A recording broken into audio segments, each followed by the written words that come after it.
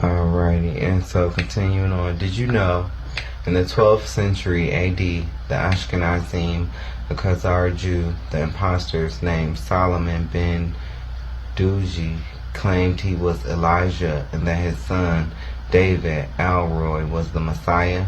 They wrote letters to all the Jews in the lands about them proclaiming the coming of the Messianic kingdom. It has been discovered by researchers that the Star of David, also called the Shield of David and the Seal of Solomon, was not a symbol relating to either the biblical King David or Solomon, but to Solomon ben Dewey, the Khazar, and his son David Alroy. Yahweh is used as a bait name to draw in new occult members. All your pastors that come on these Christian channels know this info I'm sharing with you. They too uphold these lies in the Jewish God. It's all sorcery. Masons start recruiting in college by using fraternities. They target a certain kind of people. YHWH or YHVH, true meaning, is only taught among the elect. They use a book called the Kabbalah, which is the total opposite of the Bible and very dangerous. People like Madonna, Will Smith, and Barack Obama studied about Kabbalah, and you have to pay top dollar to be in this elite group. They don't just let any old body in. It's reserved for the elect of Satan, who are dummies. Judaism doctrine is fundamental in selling the occult as a righteous practice. Satan is the author of confusion, and he goes by many names. So when people say, oh, God's name don't matter, his color don't matter, they are confused. They need help, and I take it very personally. I came from our Father. I know my color, and my name does matter, and so does his. And if it doesn't to you, I hope you take ice to where you're headed with that way of thinking. These things matter because we have Israelites calling themselves Gentiles and calling on the wrong gods. You are in danger. Many of the ancient pagan deities were Satan and his angels in other forms. The impostors, Jewish, employ a number of false names for God in their rituals, which are also alternate titles for Satan and other powerful demons. In the same manner, the black magicians and Satanists invoke demons by name in the Satanic Bible. Anton LaVey, fake impostor Jewish, the father of the Satanic Church, provides an extensive list of infernal names that when summoned could give the practitioner superhuman strengths, namely intelligent, power, skills of manipulation, psychology, enhanced creativity, material wealth, and the satisfaction of diverse lusts. While you thinking they are geniuses or super talented, keep in mind they could have paid a high price for that skill. A lot of people were sacrificed at birth by their parents who were Satanists. Satan equals all Jehovah's, Yahweh, Yahweh Kanah, Jabulon, Baal, Jehovah, Osiris, and Moloch, equals all injected into the Bible by the Pharisees and others who practice Babylonian Satanism on Sundays, the precursor to Kabbalism and Talmudism. Talmudism is very dangerous. This is what the people who are in Israel today follow. The Satanic religion proclaims that Christ is in hell boiling in excrement and in semen. Gittin 56b, 57a. These people are sick. The book they use is called the Talmud. It's totally different than our Bible. These Jewish imposters forged an agreement between the Jewish Nazarites and the Catholic Church in 1000 AD to change the name of Ahiah to the pagan name Yahweh, Jehovah, via the Jewish tetragrammatons. I show a picture of this below. These names are satanic.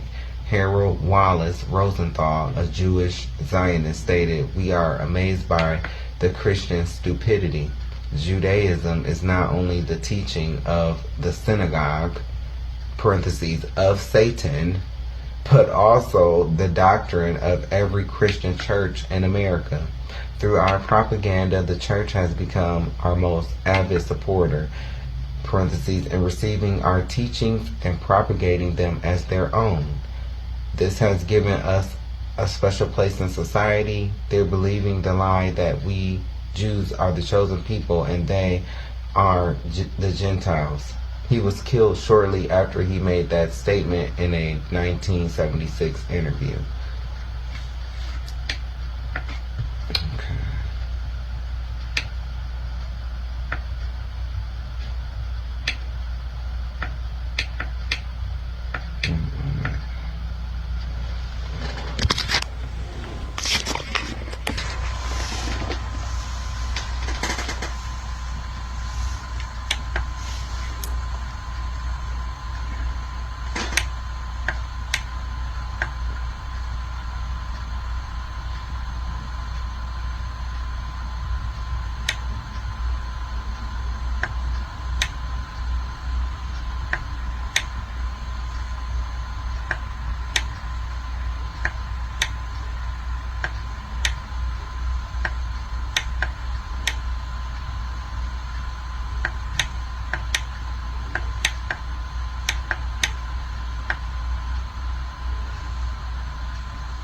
Look, see?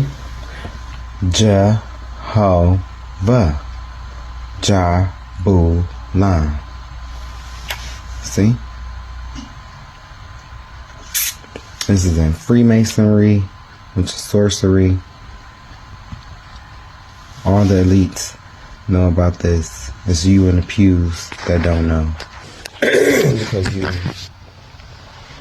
rely too much on your pastor and you don't do your own study. You know what was I tried to tell people this. I tried to tell people this, and what's gonna be funny? If this really do go viral, which is, I know people gonna have, negative things to say. Some people, might actually like it, but to the people that agree with what, and they can get beyond the messenger, and they can take the information that I'm presenting, and they can Google it, and see that I'm telling you the truth. Just know, I started out trying to tell my family this information first, and I was called a Facebook preacher. I was shunned, treated like the black sheep. People thought I was a Muslim,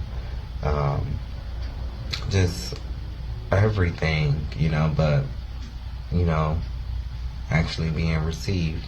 And then, lo and behold, people started coming into this.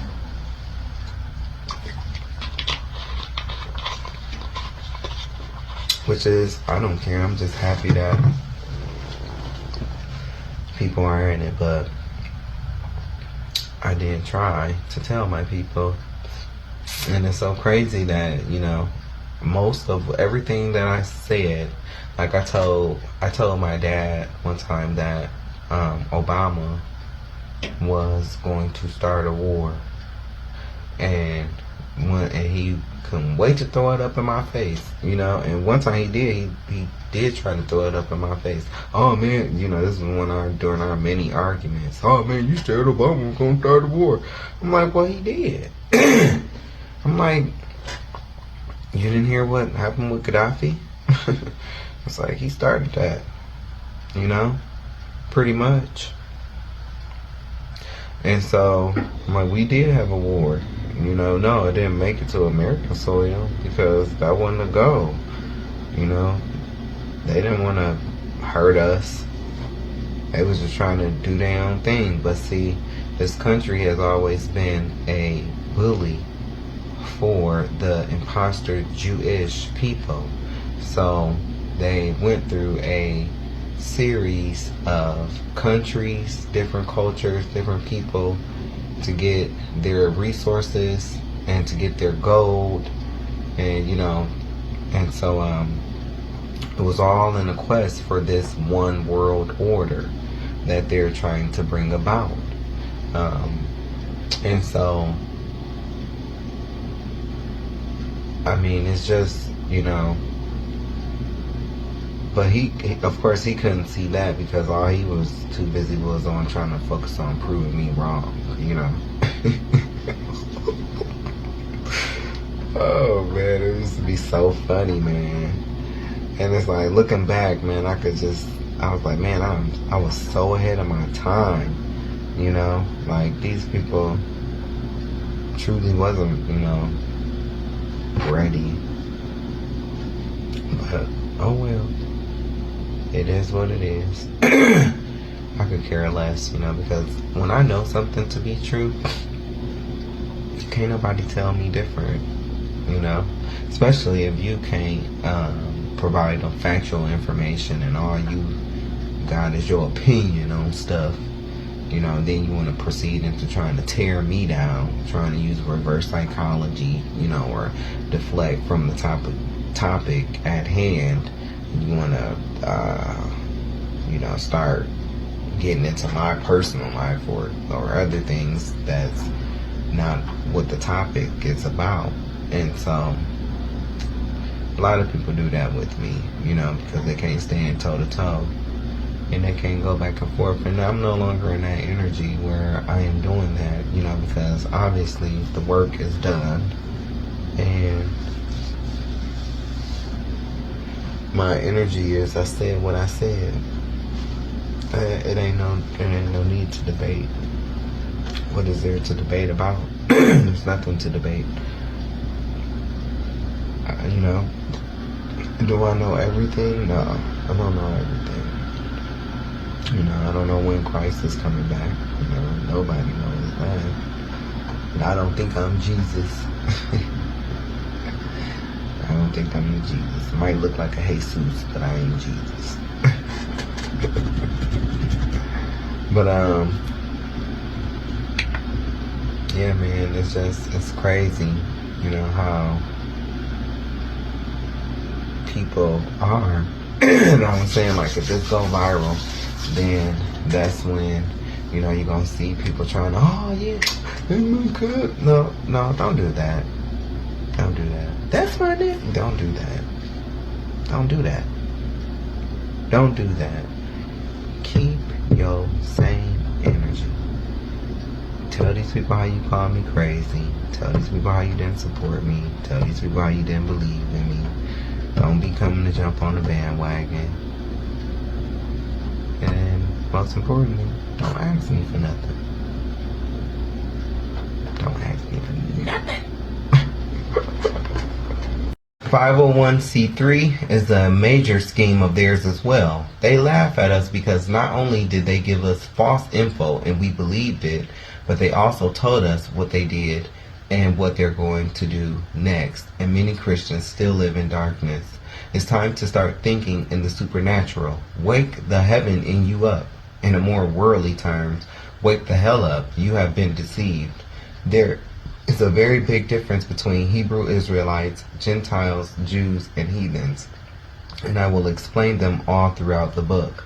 I am not trying to control you. I am not trying to tell you what to do. We are responsible for our own salvation. I cannot force you to call on whoever you call on or on what to do to be saved. I can only show you the water. It's always up to you to drink or die from dehydration. I believe we have a God that knows all things, and He will truly know if you're being sincere in your practice of Him. For some, it is good to stay at surface level because the more He shares, the more you have to share. To whom much is given, much is required, hence this book. I believe the main goals are knowing Him and not just what He has done for you. That is a very selfish way of knowing someone. Getting baptized and following His statutes and command.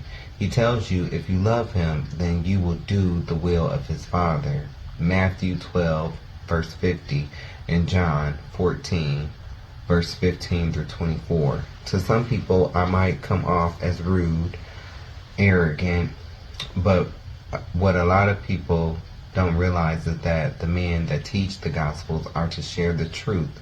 And sometimes it might hurt, especially if you have not been stung in a while. God is revealing something. Some people will be ready and some people will not be ready. I think of Noah. He was a good man. He had a big heart. He endured so much teasing and ridicule from people that would not believe it was going to rain because they were used to seeing dew. Noah was also albino according to the book of Enoch, which probably made him an even bigger target for people to abuse him with their hatred. I can see why he had that drink. They called him crazy, even sat and watched him build the ark, but then it started to rain. God told Noah to get in the boat, and God slammed the door shut in the unbeliever's face. We are in the times of Noah. History repeats itself. There's nothing new under the sun, including you and I. Yes, I have been here before.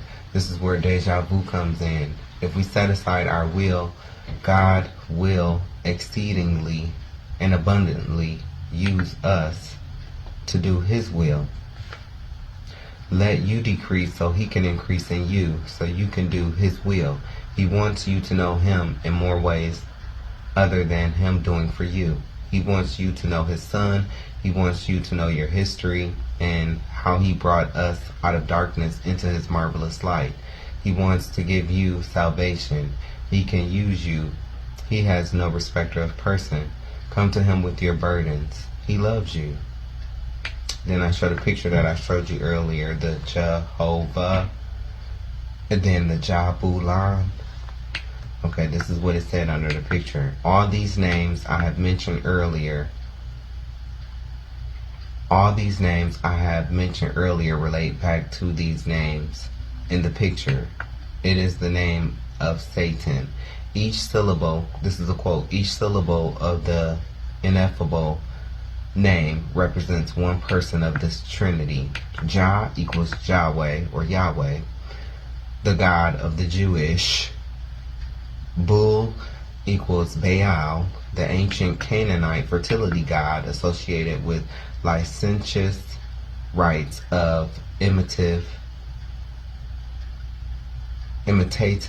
magic.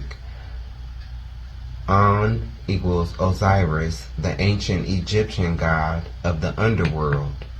Page 236, The Brotherhood. Stephen Knight, HarperCollins, 1994, ISBN 0-586-05983-0, end quote. John 10:10. The thief cometh not but for to steal and to kill and to destroy. I am come that they might have life, and that they might have it more abundantly. Who stole us? Who stole our land? Who stole our identity? Who stole our Bible? Who stole our doctrine? The Edomites / white man. He does not want to be destroyed or for his kingdom to end. If we learn the truth, his kingdom is going down. Ephesians 6:12. For we wrestle not against flesh and blood, but against principalities, against powers, against the rulers of darkness of this world, against spiritual wickedness in high places.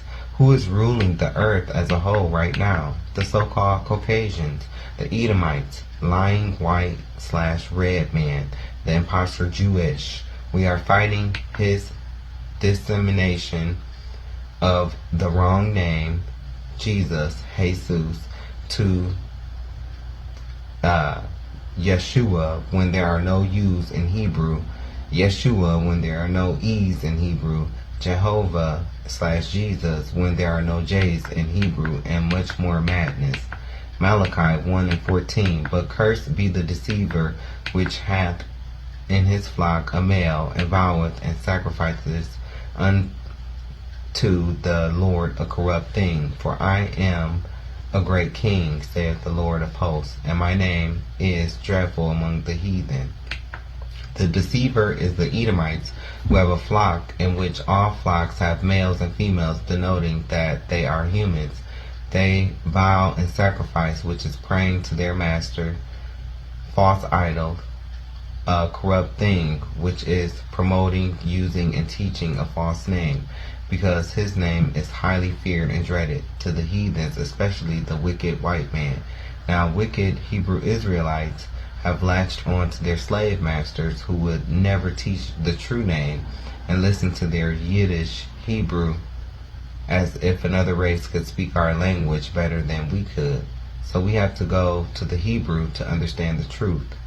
In the Apocrypha, the prologue of the wisdom of Jesus, the son of Sirach, whereas many and great things have been delivered unto us by the law and the prophets, and by others that have followed their steps, for the which things Israel ought to be commended for learning and wisdom, and whereof not only the readers must needs become skillful themselves, but also they that desire to learn be able to profit them which are without, both by speaking and writing. My grandfather Jesus, when he had much given himself to the reading of the law and the prophets and the other books of our fathers, and had gotten therein good judgment, was drawn on also himself to write something pertaining to learning and wisdom, to the intent that those which are desirous to learn and are addicted to these things might profit much more in living according to the law. Wherefore let me entreat you to read it with favor and attention, and to pardon us wherein we may seem to come short of some words which we have labored to interpret. For the same things uttered in Hebrew and translated into another language have not the same force in them. And not only these things, but the law itself and the prophets and the rest of the books have no small difference when they are spoken in their own language. So if the word is read in any other language outside of the ancient Hebrew, there's something lost in translation and power removed from its original intent. Now, who is supposed to teach us the truth and real doctrine of the Most High, which includes the true pronunciations of our Hebrew alphabet? The prophets.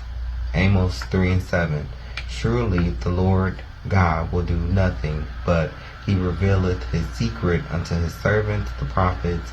The Most High reveals, makes known, shows his secrets to the prophets, not the entire tribes of Israel, let alone to any other nation, only the prophets. Isaiah 28:9. Whom shall he teach knowledge, and whom shall he make to understand doctrine? Them that are weaned from the milk and drawn from the breast. Isaiah 28:10. For precept must be upon precept, precept on precept, precept upon precept, line upon line, line upon line, here a little and there a little. 11. For with stammering lips and another tongue will he speak to his people. The prophets teach through precepts, which are the law, statutes, and commandments within the scriptures, but they are matching precepts/laws that are used in conjunction to prove a particular point or judgment within the true doctrine. For example, Job 30:30, Songs of Solomon Songs of Solomon chapter 1 verses 5, 6, Revelation 1 verses 13 through 15, Jeremiah 14:2. Each one of these scriptures say that the Israelites are black, which would prove the doctrine or point that we are the people of the Bible. So the real prophets back up whatever they teach with the scriptures. Isaiah 30:20.